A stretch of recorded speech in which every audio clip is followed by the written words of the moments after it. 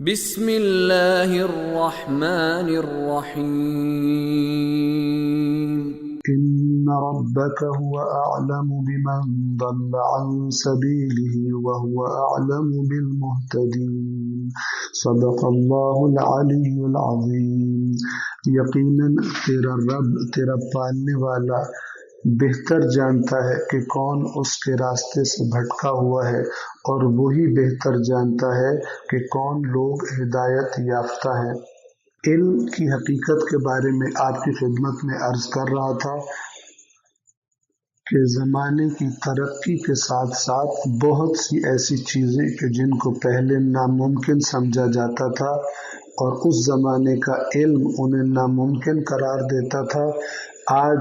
اس ترقی یافتہ زمانے میں وہی چیزیں ہم اپنی آنکھوں سے دیکھ رہے ہیں۔ جن باتوں پر انبیاء کا مذاق اڑایا جاتا تھا، ان باتوں سے ملتی جلتی چیزیں آج کی سائنس وہ معجزات ہمیں دکھا رہی ہے۔ پس انسان کا علم اگر اس کا سرچشمہ اللہ کی ذات ہو تو پھر 100% قابل اطمینان ہے۔ مثال کے طور پہ جو چیزیں اللہ نے اپنے نبیوں پہ وحی کی شکل میں نازل کی، وہ 100% سچی اور حقیقت کے عین مطابق خبریں ہیں، لیکن وہ چیزیں کہ جن کے بارے میں انسان خود سے اندازے لگاتا ہے اور تھیوریز پیش کرتا ہے، ہو سکتا ہے کہ ایک زمانے میں کسی تھیوری کو صحیح سمجھا جائے اور آنے والے زمانے میں وہ تھیوری غلط ثابت ہو جائے، اس کے خلاف ثبوت فراہم کر دیے جائیں۔ ایک بڑی واضح مثال اسی کائنات کے آغاز کے بارے میں ہے۔ سب سے پہلے جس تھیوری کو اس کائنات کے بارے میں مانا جاتا تھا اسے کہا جاتا تھا دا اسٹیڈی اسٹیٹ تھیوری، یعنی یہ کائنات، اس کا آغاز، اس کی بگننگ کوئی نہیں ہے، بلکہ ہمیشہ سے یہ کائنات جیسے تھی ویسے ہی ہے اور ویسے ہی مثال کے طور پر رہے گی۔ اس کا کوئی آغاز نہیں ہے، کوئی سٹارٹنگ پوائنٹ نہیں ہے۔ لیکن جو افراد آپ میں سے سائنس کی خبروں سے دلچسپی رکھتے ہیں ان کو معلوم ہوگا کہ اسی 2014 اسی سال کے مارچ کے مہینے میں سائنسدانوں نے اسپیس کے اندر ایسی ریپلز یا ایسی لہریں دریافت کی کہ جنہوں نے یہ ثبوت فراہم کیا، سائنٹیفک پروف تقریباً فراہم کر دیا کہ اسٹیڈی اسٹیٹ تھیوری غلط تھی، اور ایک اور تھیوری جسے دا بگ بینگ کہا جاتا ہے، اور جو یہ کہتی ہے کہ پہلے یہ کائنات موجود نہیں تھی اور ایک بہت ہی چھوٹے ذرے کی شکل میں تھی، پھر ایک دھماکہ ہوا، بہت بڑا دھماکہ جسے بگ بینگ کہا جاتا ہے، اور اس دھماکے کے نتیجے میں یہ کائنات وجود میں آئی۔ سب سے پہلے جب دا بگ بینگ تھیوری پیش کی گئی تھی کسی ایسٹرونومر کی طرف سے، اور یہ ایسٹرونومر بھی کوئی دیندار شخص نہیں تھا، مسلمان نہیں تھا، عیسائی نہیں تھا، بلکہ جنہیں ایتھیسٹ کہا جاتا ہے وہ شخص تھا یہ۔ اس نے جب یہ تھیوری پیش کی تو سائنسدانوں نے یہ کہہ کر اس تھیوری کو ماننے سے انکار کر دیا اور اسے رد کر دیا، ریجیکٹ کر دیا، کہ یہ تھیوری، اس میں سے مذہب کی اور دین کی خوشبو بہت آتی ہے، اور بعض وجوہات کی بنا پر چونکہ وہ ادارے جہاں سائنس پڑھائی جاتی ہے، دنیا کے بڑے بڑے ادارے، انہوں نے گویا اس بات پر اتفاق کیا ہوا ہے کہ معاشرے کو خدا کی طرف نہیں جانے دینا، لہٰذا جس بات میں سے اللہ کی خوشبو آتی ہو یا دوسرے لفظوں میں دین کی خوشبو آتی ہو، یہ لوگ اس کے خلاف محاذ کھڑا کر لیتے ہیں۔ لہٰذا سائنسدانوں نے کہا کہ اسٹیڈی اسٹیٹ تھیوری ہی ہم قبول کریں گے، اور بگ بینگ تھیوری چونکہ اس سے مذہب کی خوشبو آتی ہے، اور مذہب تو انسان کا خود ساختہ ہے اور خود ساختہ چیز کا نام ہے، لہذا ہم یہ تھیوری اس کو ریجیکٹ کرتے ہیں۔ لیکن ابھی جیسا کہ میں نے عرض کیا، جب اس کا سائنٹیفک پروف ملا سائنسدانوں کو، ایسٹرونومرز کو اسپیس میں، تو اب انہوں نے کہا، اب یہ کہتے ہیں کہ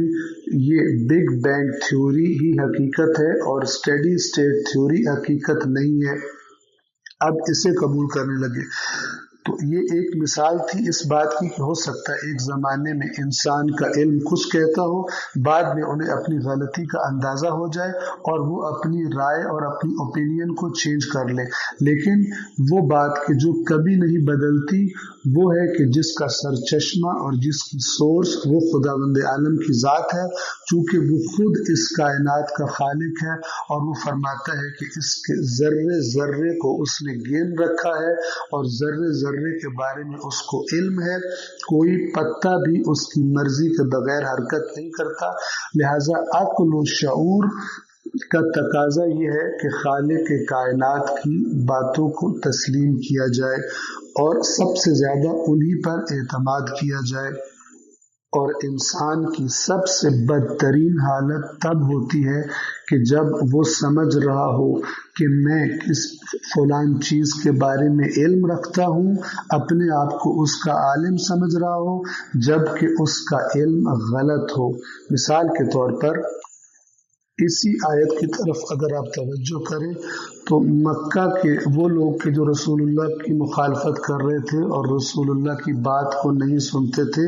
वो अपने आप को हिदायत याफ्ता और अल्लाह के नबी को गुमराह समझते थे और गुमराह कहा करते थे, जबकि हकीकत में खुद गुमराह थे।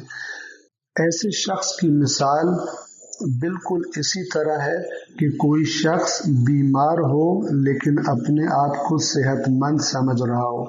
इसकी हालत ख़तरनाक इसलिए है कि अगर तो इसे पता चल जाए कि मैं बीमार हूँ, इसकी तवज्जो हो जाए तो तब जाएगा अपना इलाज करवाने। लेकिन अगर अपने आप को सेहतमंद समझता रहे, उसे हकीकत का इल्म ही ना हो, तो वो इस बीमारी का इलाज भी कभी नहीं करवाएगा और अपने आप को सेहतमंद समझते हुए बिल आखिर उस बीमारी से हलाक हो जाएगा।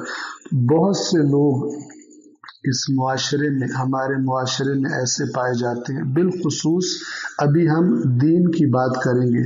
कि उन्होंने दीन उस तरह नहीं सीखा जिस तरह अल्लाह और अल्लाह के नबी और अल्लाह के नबी के पाकीज़ा ख़ानदान ने रहनुमाई फरमाई थी, उस तरह दीन नहीं सीखा, बल्कि दीन की बुनियाद सुनी सुनाई बातों पर रखी। अब हो सकता है वो किसी बात को सही समझ रहे हो और उसको ऐन दीन समझते हो, किसी अकीदे को, किसी नज़रिए को, जबकि वो दीन के खिलाफ हो। ये हालत बहुत ख़तरनाक है। वो अपने आप को आलिम समझ रहे हैं जबकि हैं जाहिल, और चूंकि आलिम समझ रहे हैं अपनी जहालत के इलाज की फ़िक्र भी नहीं करते। इंशाअल्लाह इसको अगले दर्स में जारी रखेंगे। वस्सलामु अलैकुम वरहमतुल्लाहि वबरकातुहू।